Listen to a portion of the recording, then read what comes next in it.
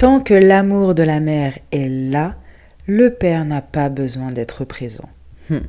Si tu penses ça, cet épisode est fait pour toi puisqu'on va parler des conséquences de l'absence d'un père sur les enfants et évidemment sur les générations d'après. Moi, c'est Nitsa, bélier ascendant lion, lune en lion. Ce qui me plaît par-dessus tout, c'est d'explorer les mystères de la vie, comprendre pourquoi on est comme on est et trouver des solutions pour exploiter au maximum ses potentiels.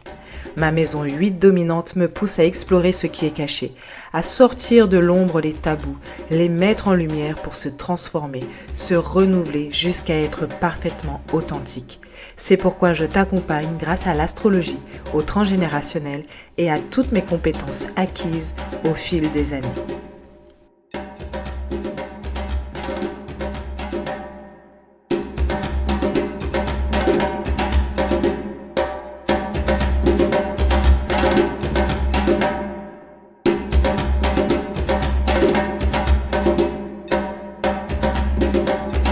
Bonjour et bienvenue dans ce nouvel épisode de podcast Tabou, du podcast Tabou. Aujourd'hui, on va parler de l'absence du père et donc de ses conséquences. Parce que j'avais envie de faire ça parce que je trouve que beaucoup d'hommes minimisent l'impact qu'ils ont sur les enfants et du coup forcément sur les générations d'après. Voilà. Pour beaucoup, et même pour certaines femmes, le fait que la mère soit là, que la mère soit le pilier, que la mère donne de l'affection, etc., le père, il n'a pas besoin d'être présent pour que l'enfant grandisse correctement.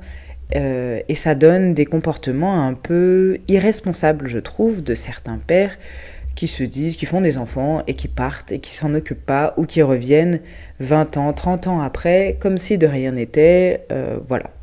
Donc aujourd'hui, je voulais parler des conséquences de l'absence du père, mais on va voir que l'absence du père, elle peut se jouer sur différentes formes.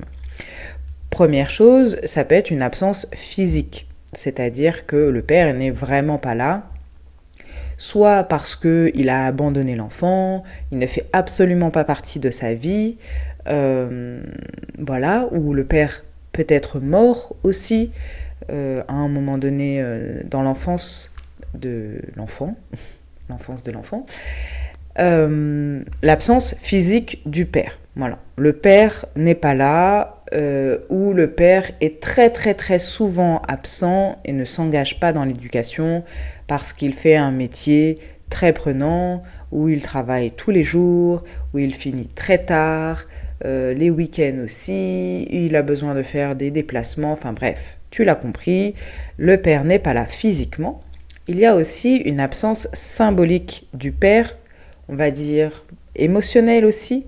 C'est-à-dire que le père est bien là, il vit sous le même toit que les enfants, mais il n'est pas présent, il ne s'investit pas, il ne s'engage pas en fait dans l'éducation, il n'a pas vraiment d'échange avec ses enfants. Voilà, il est comme absent. Ces absences, quand on dit « wow, j'ai eu une absence », eh bien voilà, il a ce comportement d'absence, même si il est là physiquement. Ensuite, je voulais aussi revenir sur le père génétique et la fonction paternelle. Parce que là, ce dont je vais parler, si un père est mort, faut pas avoir peur et se dire oh, mon enfant il va se passer ça, etc. Voilà, ou pour les générations futures, voilà ce qui va se passer parce que le père de mon enfant est mort. Il y a père et il y a fonction paternelle, il y a aussi figure paternelle, masculine, figure masculine. Donc ce n'est pas parce que le père biologique est absent qu'il n'y a pas de figure paternelle ou de figure masculine dans l'entourage de l'enfant, dans son quotidien. Un père absent n'a pas toujours une conséquence négative si justement il y a d'autres hommes dans l'entourage, un oncle, un cousin, un grand-père, un instituteur, un entraîneur, un ami, un parrain, je ne sais quoi, qui est présent, qui apporte finalement des énergies masculines à l'enfant. Il n'y aura pas une conséquence énorme sur l'enfant parce que son père biologique est absent. Non, ce sera compensé par d'autres hommes de son entourage. Donc, il faut bien distinguer. Et puis parfois aussi, l'enfant n'a jamais connu son père, mais il a un beau-père qui joue très bien son rôle de père finalement, sa fonction paternelle et qui apporte une figure masculine. Donc on ne confond pas, on ne mélange pas tout, c'est pas parce que le père biologique est absent qu'il y a forcément conséquences négatives à partir du moment où c'est compensé et équilibré par d'autres hommes.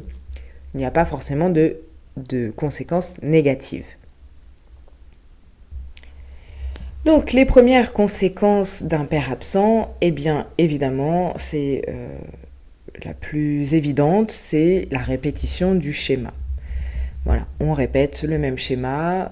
En tant qu'homme, on va répéter ce schéma d'absence, absence physique ou absence symbolique.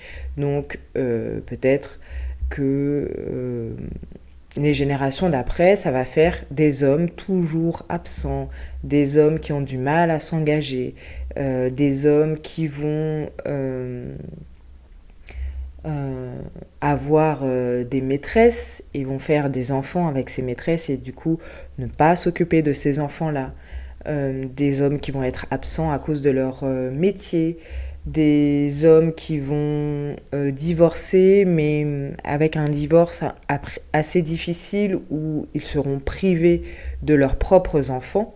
Donc quand on observe dans un clan familial une répétition comme ça de pères absents, de pères absents et parfois de pères, une absence un peu subie dans le cas d'un divorce où on est privé de son enfant, eh bien il y a peut-être quelque chose à aller voir et comprendre. Peut-être qu'il y a eu un papa qui a été absent physiquement parce qu'il est mort, parce que y a eu quelque chose un peu peut-être traumatique et qui a fait que les hommes des générations suivantes ont pensé que être absent, c'était normal, on va dire, ou en tout cas c'était le comportement à avoir. Pour la femme, ça peut être de choisir un partenaire qui part, qui est absent, qui n'est pas disponible. On va être dans un schéma d'abandon, en fait, dans les relations amoureuses. Donc les femmes du clan peuvent choisir des hommes qui les délaissent, qui habitent loin, qui habitent à l'étranger, qui ne sont pas disponibles pour une relation engageante, mais qui sont quand même dans la relation. Voilà, toutes ces relations un peu toxiques où on se sent abandonné et rejeté. Et donc, il y a ce sentiment d'abandon qui peut être perpétué pour les générations suivantes, alors que l'abandon était peut-être primaire, ça était pour les arrière-grands-parents, mais ce sentiment d'abandon peut être perpétué de génération en génération. Et d'ailleurs, on peut aller regarder ce sentiment d'abandon, on peut ressentir un sentiment d'abandon alors que quand on regarde son enfance, il n'y a pas eu de conséquences dramatiques, il n'y a pas eu d'événements qui montrent quelque chose qui aurait pu déterminer cette mémoire d'abandon, ce sentiment d'abandon. Les parents étaient là, ils étaient présents émotionnellement, le père aussi était présent, il était investi dans l'éducation, dans l'enfance, mais on porte en soi ce sentiment d'abandon. Et donc quand on porte en soi ce sentiment d'abandon, alors que quand on regarde notre enfance, la façon dont on a été élevé, il n'y a aucun signe qui pourrait expliquer cette blessure d'abandon. C'est intéressant d'aller voir son arbre généalogique et d'aller découvrir un couple, le premier couple ou le seul couple, parce que parfois il n'y a pas de schéma répétitif à chaque génération. Il y a un couple où il y a eu un père inconnu, un père absent, un père disparu, qui a engendré un sentiment d'abandon pour les enfants, qui se sont plus ou moins remis ou qui ont choisi des partenaires qui sont quand même toujours là, mais qui ont grandi toujours avec cette blessure d'abandon. Et cette blessure d'abandon, c'est cette blessure d'abandon qui se transmet de génération en génération, alors même que le schéma de couple, le schéma parental est a priori sain. Donc c'est intéressant quand cette blessure d'abandon est transmise de génération en génération sans signe qui montre qu'il y aurait pu y avoir une blessure d'abandon, d'aller voir son arbre généalogique et de regarder le couple, le premier couple qui a vécu cette blessure d'abandon. Il y a peut-être ce père qui est mort lors d'une guerre, ou je ne sais quoi, mort d'une maladie, qui est mort soudainement en tout cas. Ce père qui a disparu aussi, parce qu'il y a des personnes qui n'arrivent pas à gérer certaines situations et qui partent et abandonnent parce que c'est trop difficile pour eux à gérer. Et donc, il y a peut-être eu un père qui a disparu du jour au lendemain, sans explication. Et ça crée une vraie blessure dans le clan, même si par la suite on voit que non, les couples ils sont quand même soudés, ça crée quand même une vraie blessure. Et donc ce sentiment d'abandon, ce rejet, pas ce rejet, vraiment ce sentiment d'abandon qui ne se traduit pas dans le couple, mais qui peut se traduire dans d'autres domaines. Parce que souvent, quand on regarde l'arbre généalogique, on observe les couples et leurs enfants. Mais en fait, il peut y avoir des conséquences sur d'autres domaines, en amitié, au travail, etc. Donc ça peut être intéressant si tu sens que toi, tu as cette blessure d'abandon ou que ton frère, ta sœur, je ne sais qui, dans le clan familial, a cette blessure d'abandon alors qu'il n'y a pas de symptômes, de causes qui pourraient expliquer cette blessure d'abandon, d'aller regarder l'arbre généalogique, peut-être aussi comparer les dates. Moi, je suis née telle date. Ah, mais c'est bizarre parce que c'est la date à laquelle peut-être que justement le père a disparu. Ensuite, quand on regarde les autres conséquences de l'absence d'un père, là, on ne va pas parler forcément de transgénérationnel, mais juste directement, l'absence d'un père, ça crée des personnes qui ont un peu plus de mal à sortir de la dépendance des parents, qui ont un peu plus de mal à prendre leur envol et qui quittent un peu le nid familial, c'est-à-dire la mère, beaucoup plus tard, et on va un peu plus loin, qui ont du coup aussi plus de difficultés face à l'inconnu.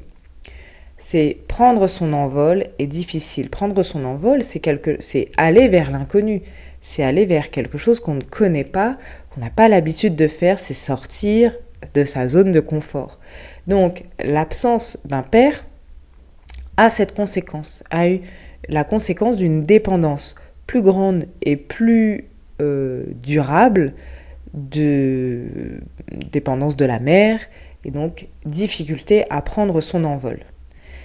Les personnes aussi qui ont vécu l'absence d'un père ont plus de risques d'être victimes de violences. Il y a plus de risques quand on a grandi sans père, donc sans figure masculine, paternelle, d'être victime de violences. Alors les violences, ça peut être effectivement au sein du couple, d'être avec quelqu'un qui est violent physiquement ou verbalement, mais aussi dans les autres domaines de sa vie. Parce que, encore une fois, on regarde souvent le couple, mais les autres domaines sont souvent aussi très impactés. C'est-à-dire subir des violences au travail, subir des violences à l'école, être harcelé, subir des violences donc au travail, se faire malmener par son chef, sans rien dire, évidemment, sans réussir à sortir de ces violences. Parce que, encore une fois, on est tous aptes, j'ai envie de dire comme ça, c'est pas vraiment apte parce que c'est pas une compétence à avoir, mais On a tous un risque de subir une violence à un moment donné de sa vie, d'accord? D'être frappé par quelqu'un, d'être insulté, d'avoir un patron horrible et dominant, de subir les moqueries d'élèves à l'école, voilà. Il n'y a pas un profil type, d'accord? Tout le monde peut subir ça à un moment donné de sa vie. Par contre, le fait de le subir, de le répéter tout au long de sa vie et de ne pas réussir à sortir de ces violences, c'est surtout ça, c'est le profil d'enfants qui ont grandi sans père et le profil qui correspond à ce schéma, à ce comportement. Donc, évidemment, si tu as grandi avec un père qui était présent physiquement et symboliquement, ça ne veut pas dire que tu ne vas jamais subir de violence dans ta vie. Je pense qu'on est d'accord là-dessus. Quand on grandit sans père, il y a aussi comme conséquence de tourner en rond un peu, d'être obsessionnel. Alors pas obsessionnel d'un point de vue psychopathologique, hein, mais vraiment de tourner en rond. Les personnes qui ont du mal à aller de l'avant, qui ont du mal à toucher en fait, à contracter leurs désirs profonds, ont souvent vécu une absence de père, donc encore une fois une absence de père symbolique ou physique. Et là je vais te lire un passage que j'avais noté d'un livre. Alors attends, parce que j'aime bien noter des passages qui m'inspirent dans les livres, mais je note pas toujours les livres.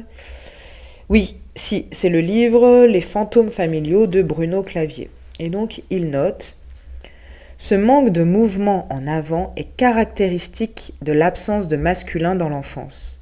Le mouvement circulaire est, quant à lui, typique du féminin.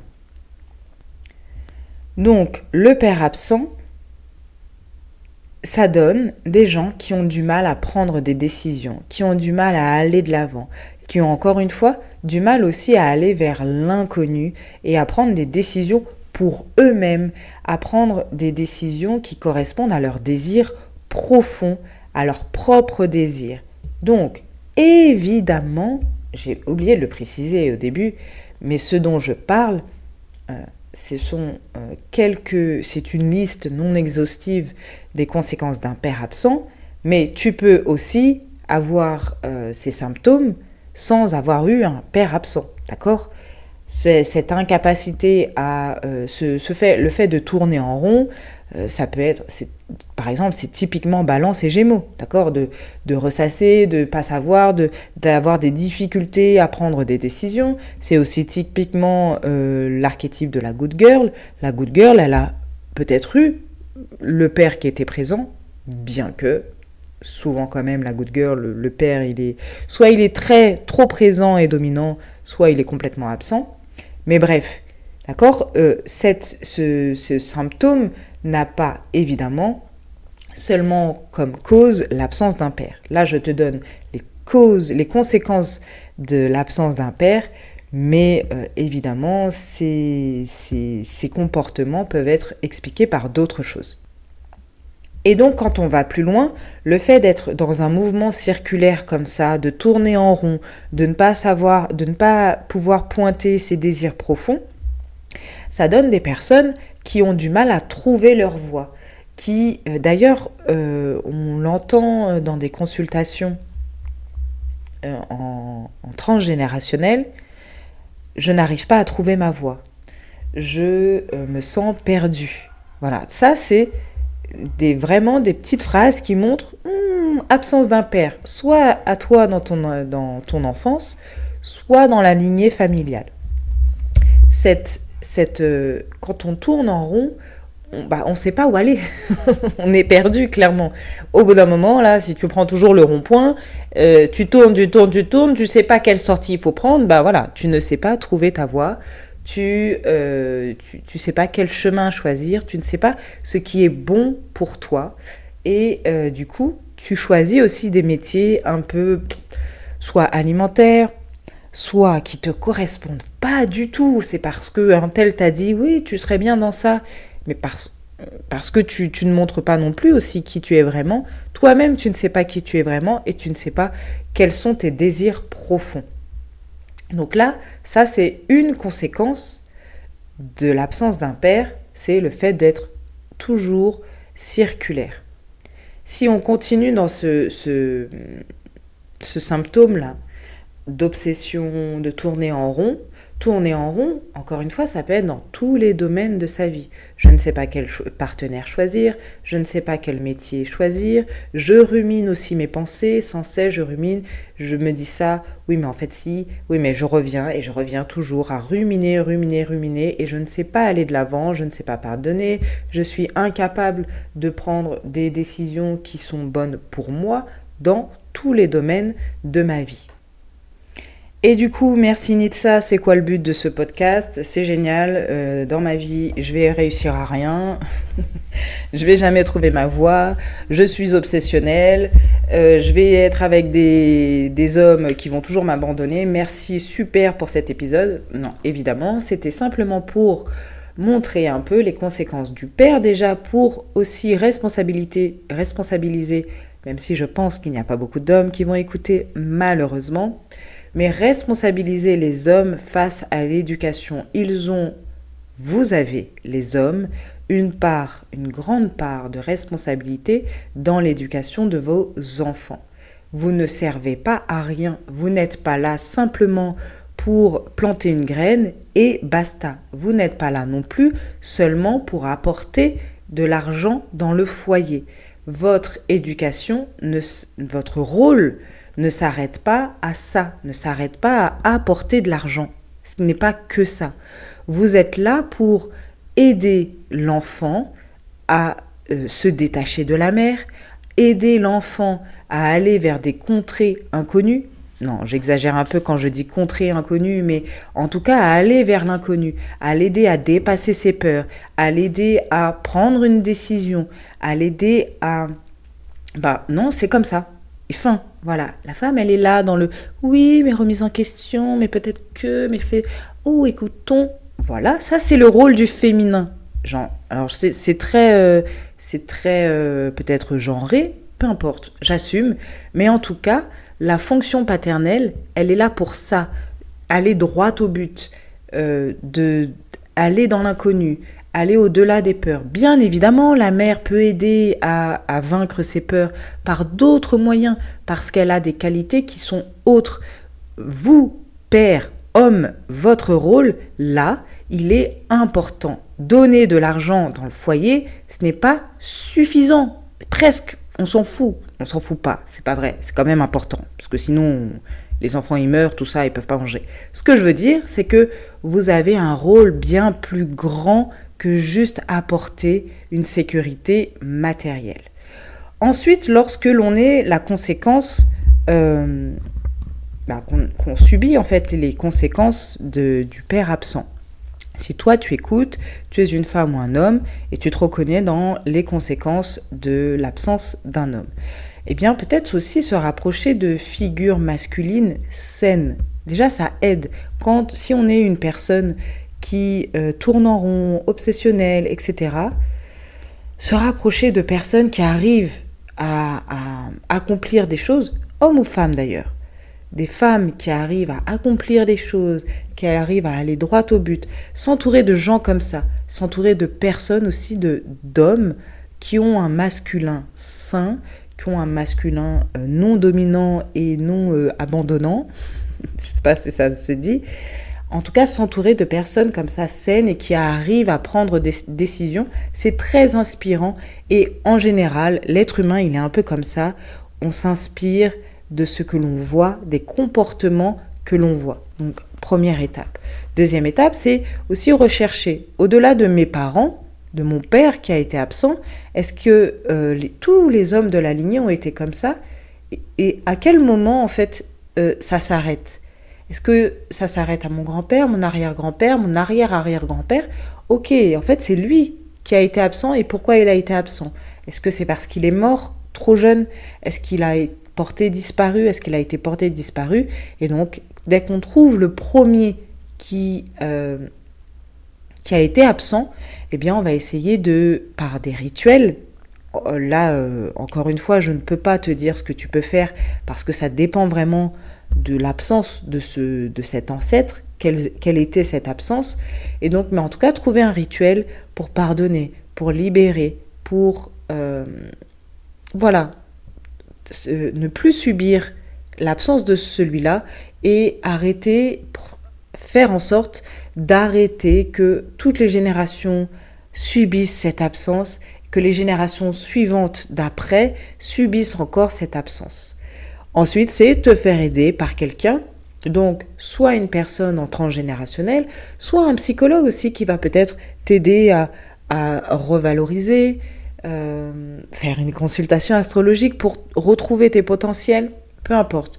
Fais-toi aider par un thérapeute qui va t'aider à aller de l'avant, à pardonner et à retrouver ta valeur. Ça peut être aussi quelqu'un qui juste est très bon pour organiser, trouver sa voie, etc. D'accord ? Peu importe, fais-toi aider par un professionnel si tu en as besoin. Le but de cet épisode, c'était surtout de faire comprendre aux hommes qu'ils ont une grande part, un grand rôle dans l'éducation des enfants. Vraiment. J'espère que cet épisode t'a plu. N'hésite pas à le partager autour de toi. N'hésite pas à le partager aux hommes que tu connais, aux futurs papas ou à ceux qui en ont déjà ou qui peut-être se posent la question de est-ce que je dois en avoir ? Peu importe. Partage autour de toi au maximum et n'hésite pas à me dire ce que tu as pensé de l'épisode, soit en commentaire si tu es sur Apple Podcast, soit sur mon compte Instagram. Je serai ravie d'échanger avec toi. À très bientôt.